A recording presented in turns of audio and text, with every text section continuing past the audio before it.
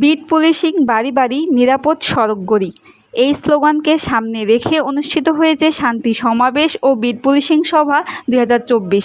সভাটি অনুষ্ঠিত হয়েছে 12 নম্বর দৌগাছি ইউনিয়নের কেপিএস মাধ্যমিক বিদ্যালয়ের মাঠে।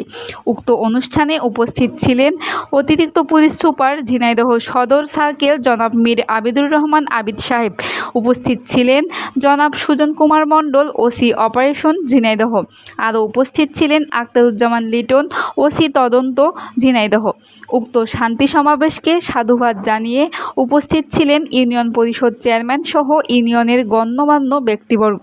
বিস্তারিত ঝিনাইদহ থেকে আবুল বাশার বাবুলের প্রতিবেদনে।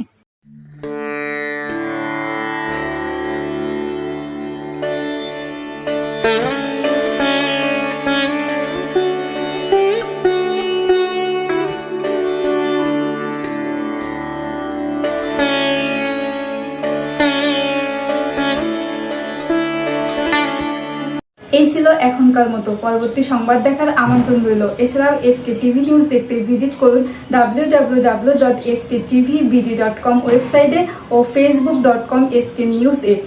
সাবস্ক্রাইব করুন youtube.com sktvতে। এতক্ষণ সাথে ছিলাম আমি শারমিন মনি। ধন্যবাদ।